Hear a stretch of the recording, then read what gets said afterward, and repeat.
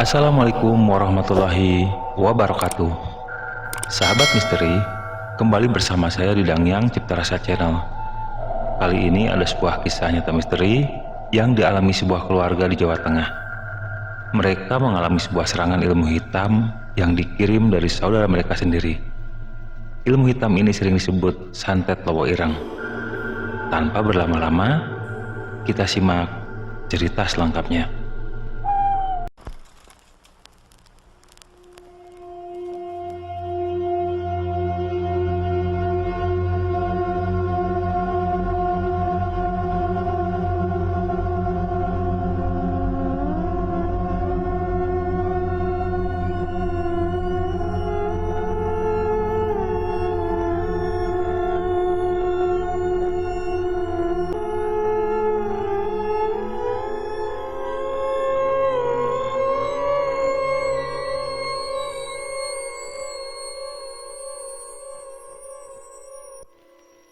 Singkat cerita, setelah Ayu pergi ke Jakarta, beberapa hari kemudian Pak Bayu dan Supardi mendatangi rumah Bu Timah.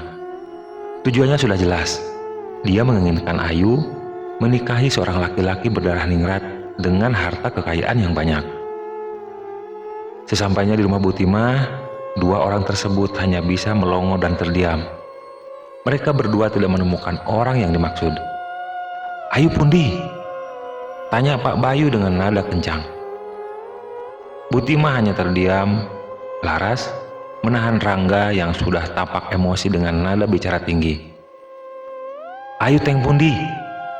teriak Pak Bayu di depan wajah Bu Timah hingga membuat Bu Timah menutup telinga sembari menampakkan ekspresi wajah yang penuh ketakutan. Rangga tidak bisa menahan diri. Ia melepaskan kedua tangan laras, langsung menghajar wajah Pak Bayu. "Bajingan!" teriak Rangga. "Rangga, jangan nak!" ucap Bu Timah. Pak Bayu yang terkejut dengan bogeman mentah Rangga hanya bisa tersenyum dan tertawa seperti orang kesurupan.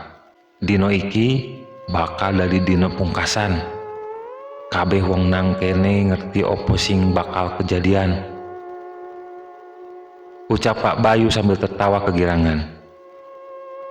Rangga masih kesal dengan ucapan busuk Pak Bayu yang semena-mena tersebut. Ingin rasanya Rangga memukul bagian pita Pak Bayu hingga tak bisa berjalan melangkah ke rumahnya lagi.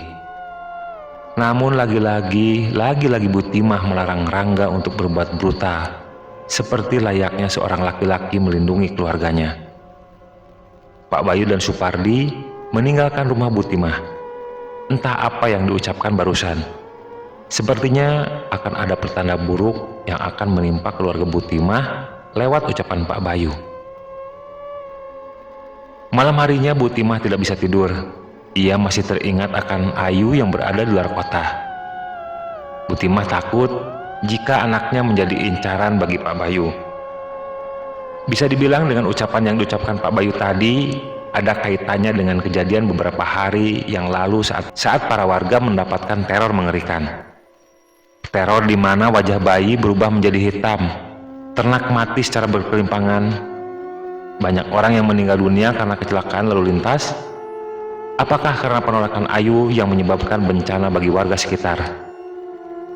Bu Timah masih tak percaya akan pikirannya sendiri. Untuk menenangkan pikirannya, Bu Timah akhirnya pergi ke kamar mandi untuk mengambil air wudhu. Namun di saat dirinya masuk ke kamar mandi, tiba-tiba ada suara seram dari mulut wanita yang tidak pernah ia kenal. Wanita itu tidak terlihat, hanya suaranya saja yang tampak jelas di telinga Bu Timah. "Ojo gawe perkara, keluargamu bakal mati kabeh." Bersamaan dengan itu, atap rumah Bu Timah tertimpa sebuah benda yang entah dari mana jatuhnya. Benda itu membuat dentuman keras, hingga membangunkan Laras dan juga Rangga. Namun yang terjadi sangatlah mengerikan. Bu Timah wajahnya sedikit menghitam. "Bu, ibu kenapa Bu?"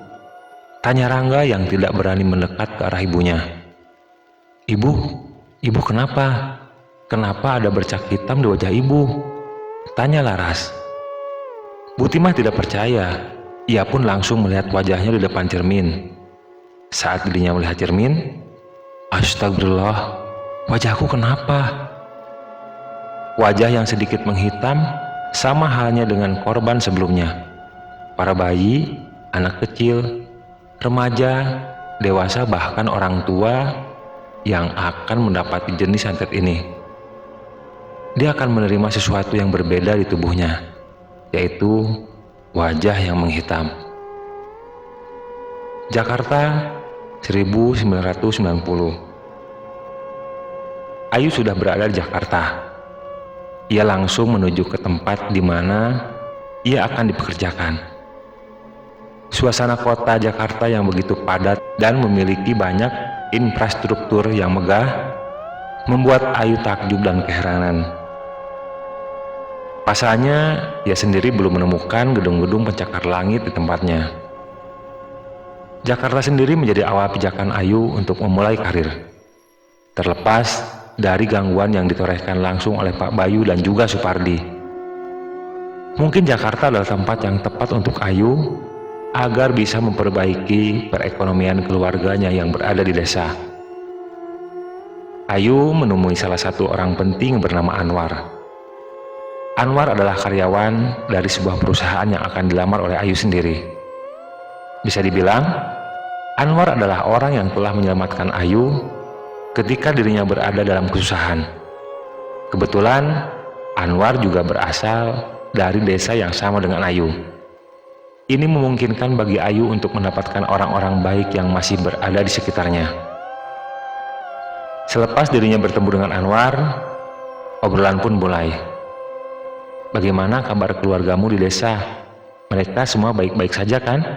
Tanya Anwar. Ya begitulah mas, karena keadaanlah yang membuatku nekat untuk pergi ke Jakarta. Lalu apa yang terjadi dengan keluargamu? Katanya kamu sempat diteror. Orang yang menerorku adalah saudaraku sendiri mas. Anwar teringat sebuah kisah yang menjadikan sebuah keluarga mati secara bersamaan karena penolakan yang dilakukan oleh salah satu anggota keluarganya. Hal ini memungkinkan akan terjadi pada kehidupan Ayu sendiri, bila memang sudah ditakdirkan untuk terjadi kedua kalinya. Baiklah, nanti besok kamu langsung kerja. Kamu boleh menempati tempat penginapan yang telah ditetapkan oleh perusahaan. Jika ada apa-apa, kamu bisa menghubungiku, ucap Anwar. Ayu hanya mengangguk paham. Ia tahu betapa mulianya hati Anwar untuk memperbaiki perekonomian dan segala kesulitan yang sedang terjadi kepada Ayu sendiri. Belum lagi dengan tingkah saudara-saudaranya yang ingin menghancurkan kehidupan Ayu secara perlahan. Lain hal dengan kehidupan Ayu yang sudah mulai membaik, namun tidak bagi Butimah dan yang lainnya. Mereka mengalami pukulan telak dengan teror yang mengerikan. Seluruh wajah Butimah menghitam dan kondisinya makin memburuk setiap harinya. Laras yang kebetulan dituakan di keluarga tersebut berusaha untuk mencari pengobatan alternatif dengan harta yang dimiliki oleh ibunya. Mula-mula Laras menemui seorang kiai kampung yang berada di desa sebelah. Sebut saja kiai itu bernama Kiai Thohir, seorang kiai yang mampu mengobati penyakit-penyakit aneh yang tidak bisa dinalar oleh pikiran manusia. Laras datang bersama dengan ibunya menuju ke rumah Kiai Thohir. Pak Kiai, apa yang terjadi dengan ibu saya? Kiai Thohir meminta izin untuk memegang wajah Butimah. Dan seketika dirinya terkejut. Ini Teluh. Siapa yang melakukan ini ya? Tanya Kiai Thohir. Laras yang mendengar itu menjadi khawatir. Air matanya secara perlahan terjatuh karena mendengar sesuatu yang mengerikan yang disebut dengan teluh atau santet. Kiai Thohir sendiri mengusapkan air yang telah dulu. Kiai Thohir segera mengusapkan air yang telah dulu ia doakan ke wajah Butimah. Hal itu dilakukan agar ilmu hitam yang berada di sekitaran wajahnya luntur atas izin Allah Subhanahu wa Ta'ala. Yang melakukan ini adalah saudara saya sendiri. Dia menginginkan keluarga kami semua mati secara perlahan dengan serangan yang terlebih dahulu mengenai kepada ibu saya." Mendengar penjelasan Laras, Kiai Thohir tidak terkejut sedikit pun. Ia bahkan telah mengira bahwa pelaku penyerangan santet ini masih ada kaitannya dengan keluarga Butimah. "Nak, berapa usiamu?" tanya Kiai Thohir. 16 tahun, Kiai." "Berupa berapa usia kakakmu yang ada di Jakarta?" "Loh, kok Kiai tahu?" "Serangan santet ini sebenarnya ingin membuat mental kakakmu itu hancur lebur. Lalu, dari semua korban yang akan diserang, kakakmu adalah orang yang tidak berkaitan dengan santet ini. Atau dalam artian, kakakmu memang tidak akan diserang, melainkan akan dihancurkan mentalnya secara perlahan," jelas Kiai Thohir kepada Laras. Memang dalam masalah santet menyantet, banyak orang yang tidak memahami alasan apa yang dilakukan untuk melakukan hal tersebut. Namun kebanyakan bagi mereka yang menggunakan ilmu hitam sebagai senjata mematikan untuk membunuh orang-orang yang telah ditargetkannya adalah termasuk orang-orang yang hatinya telah dipenuhi dengan penyakit hati dan diperbudak oleh setan dan para jin kafir. Secara fisik, tubuh Butimah seperti layaknya tidak memiliki penyakit. Yang membedakannya adalah warna kulit wajah yang berubah seketika menjadi hitam. Bercak hitam itu adalah respon tubuh yang dimasuki energi jahat untuk melemahkan kesehatan fisik dan juga mentalnya. Karena jika diketahui lebih dalam, tubuh orang yang terkena santet adalah tubuh yang digerus oleh parasit yang melahat tubuhnya. Memiliki kadar waktu yang telah ditetapkan kematiannya tergantung dengan seberapa kuat fisik dan mentalnya. Seakan menjadi pertaruhan antara hidup dan mati bagi korban santet, hal ini sudah sewajarnya terjadi bagi setiap orang yang terkena santet. Karena itulah, salah satu hal yang dilakukan adalah untuk mendekatkan diri kepada Tuhan agar hati dan pikiran kembali dikuatkan dan percaya akan kebesarannya yang tidak bisa disangka-sangka oleh nalar dan pengetahuan manusia. Dalam hal ini, Kiai Thohir juga meminta Butimah dan juga Laras untuk menguatkan imannya agar tidak mudah dipengaruhi oleh jenis santet. Dalam hal ini, Kiai Thohir juga meminta kepada Butimah dan juga Laras untuk menguatkan imannya agar tidak mudah dipengaruhi oleh jenis santet yang diserangannya. Yang serangannya membawa bala tentara gaib seperti jin kafir dan sebagainya. Karena dukun yang melakukan hal santet semacam itu bukanlah dukun yang hanya dapat menyerang dengan ketakutan dan rasa ingin menyerah saja, melainkan dapat mencelakai siapa saja yang dikehendakinya dengan bantuan ilmu hitam sebagai tonggak utama senjata mereka. Tentu saja ada kaitannya dengan perjanjian dan persyaratan yang harus dilakukan bagi orang yang melakukan santet tersebut. Bisa dibilang, orang itu akan menjadi budak setan selama santet itu terus berjalan dan terus bekerja. Jika sudah waktunya, maka timbal balik yang akan diterima oleh orang yang melakukan santet adalah kematian. Selepas Kiai Thohir memberikan secara detail terhadap Laras dan juga Butimah, ia juga memberikan sebuah penawar khusus agar rumah mereka terhindar dari gangguan gaib, seperti santet yang bisa saja menyerang saat-saat tertentu. Kiai Thohir memberikan 3 buah bungkus berwarna hitam. Masing-masing bungkusan itu memiliki arti dan juga faedahnya tersendiri. Bungkusan yang pertama berisi garam kasar. Garam ini disebarkan di depan pintu rumah, kamar, dan tempat ibadah. Alasan yang memperkuat garam kasar bisa menghentikan serangan santet adalah karena garam kasar sendiri mampu menyerap energi buruk dan menghentikan serangan seperti santet yang masuk lewat pori-pori seseorang. Di bungkusan kedua terdapat jahe. Jahe ini harus ditanam di depan rumah yang menghadap ke arah timur. Tujuannya adalah agar serangan yang berada di luaran rumah dapat terbendung dan juga dihilangkan sebelum memasuki rumah. Terakhir, ada potongan bambu kuning. Tidak lain dan tidak bukan jika bambu kuning digunakan sebagai pasak yang ampuh terkait menyerap energi jahat yang samar dan tidak diketahui auranya. Aura dan energi yang menyerang sebuah rumah bisa ditangkal menggunakan bambu kuning dengan syarat harus diletakkan sesuai dengan perintah. Biasanya orang-orang akan meletakkannya di sebuah tiang rumah ataupun ditempelkannya di depan pintu. Kyai Thohir telah memberikan 3 buah senjata penangkal untuk Laras. Karena kebetulan yang tertua di keluarga adalah Laras, maka Laras harus bisa menjadi tonggak utama dalam menyelesaikan permasalahan yang sedang dihadapi keluarganya. Berbeda dengan Ayu, dirinya sudah diterima dalam pekerjaan. Namun, pikiran Ayu juga masih belum merasa nyaman terkait dengan serangan yang menimpa ibunya. Ayu merasa sangat khawatir dan penuh kebimbangan.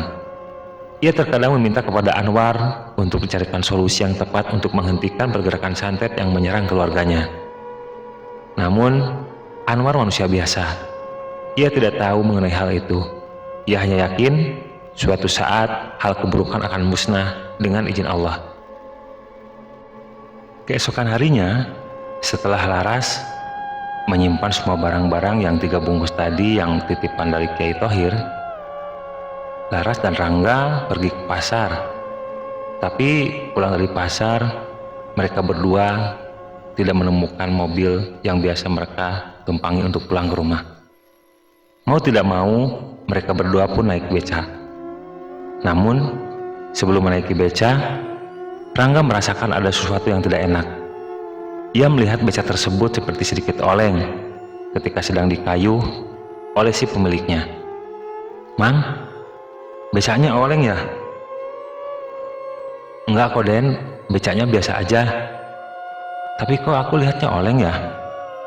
Mungkin perasaan kamu aja Dek. Ayo naik." "Iya Mbak." Selama Rangga menaiki beca tersebut, ia merasakan pantatnya seperti tersulut api yang membakar pantatnya secara perlahan.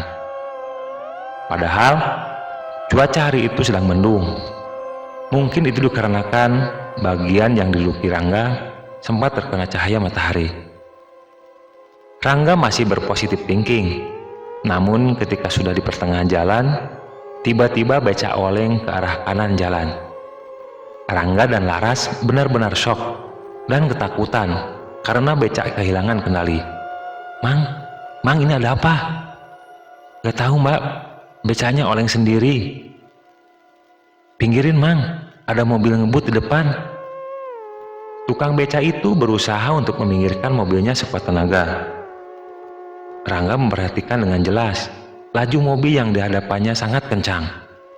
"Mang, awas! Allahu Akbar!" Brak!